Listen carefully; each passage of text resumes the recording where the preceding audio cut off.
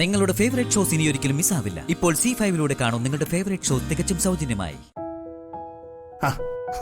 പോടാ. പോവാ. പോട്ടെ. എല്ലാരും പോകാൻ ഇറങ്ങിയോ? എന്താ അർച്ചനെ? എനിക്ക് നിങ്ങളോട് എല്ലാവരോടും ഒരു കാര്യം പറയാനുണ്ടായിരുന്നു. അവന്തിയെടുത്ത് എനിക്ക് എവിടെ? അവരോട് ഞാൻ പറഞ്ഞോളാം. എടുത്ത് കാര്യം എന്തെന്ന് പറയ്. അതൊക്കെ പറയാം, അവരും കൂടി വരട്ടെ. എടുത്തി അവന്തിക റൂമിലില്ല.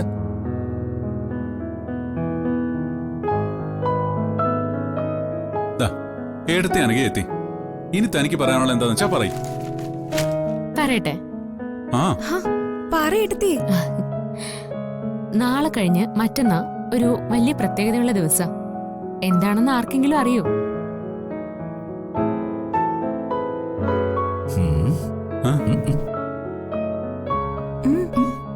അവന്തിയടുത്തേക്ക് ചിലപ്പോ ഓർമ്മ കാണും. എനിക്കറിയില്ല. ഇവിടെ ആർക്കും അറിയില്ല.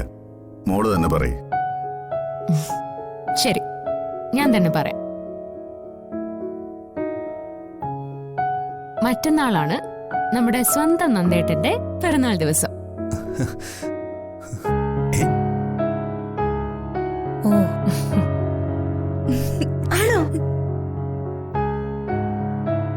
എന്താ, ശരിയല്ലേ? അതെ, കർക്കിടക 26 മറ്റന്നാൾ തന്നെ. എന്റെയും ഈ കുടുംബത്തിന്റെയും വക അഡ്വാൻസ് ഹാപ്പി ബർത്ത്ഡേ നന്ദേട്ടാ. താങ്ക് യു സ്നേഹമോളെ. എല്ലാ മക്കളുടെയും ജന്മദിവസം ഓർമ്മയിലുണ്ടായിരുന്നോ? നീ പോയതിനു ശേഷം അതൊക്കെ ഓർമ്മയിൽ നിന്ന് പോയി. ഇപ്പൊ ഏട്ടൻ ഇവിടെ ഉണ്ടല്ലോ, ഇനി ആഘോഷിക്കാലോ. ആഘോഷമൊന്നും വേണ്ട സ്നേഹമോളെ. നിങ്ങളുടെയൊക്കെ ബർത്ത്ഡേ നമുക്ക് ആഘോഷിക്കാം.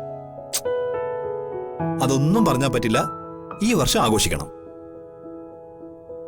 കുറെ വർഷത്തിന് ശേഷം ഏട്ടൻ ഞങ്ങളോടൊപ്പമുള്ള പിറന്നാളല്ലേ?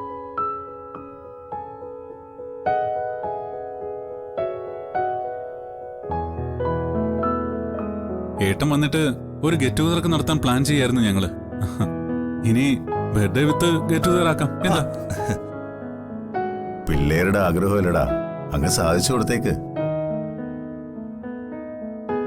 അച്ഛന്റെ പെർമിഷൻ കിട്ടിയ സ്ഥിതിക്ക് ഇനി നന്ദേട്ടൻ ഒന്നും പറയണ്ട. ബാക്കി എല്ലാം ഞാൻ ഏറ്റു. ശരി ശരി, സമ്മതിച്ചു. പക്ഷെ ഒരു കണ്ടീഷൻ. നമ്മുടെ ഇവിടെ ഉള്ളവരും അർച്ചനയുടെ വീട്ടുകാരും മാത്രം മതി ഫംഗ്ഷന്.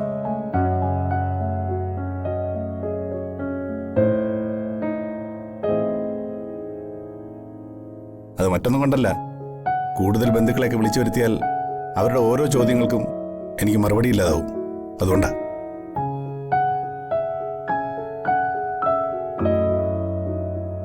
മതി, നമ്മൾ മാത്രം മതി.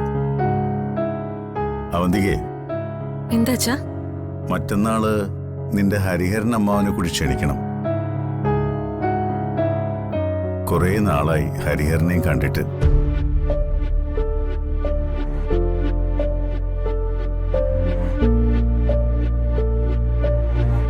ഡൗൺലോഡ് ചെയ്യൂ C5 ആപ്പ്. കാണൂ എല്ലാ എപ്പിസോഡുകളും സൗജന്യമായി.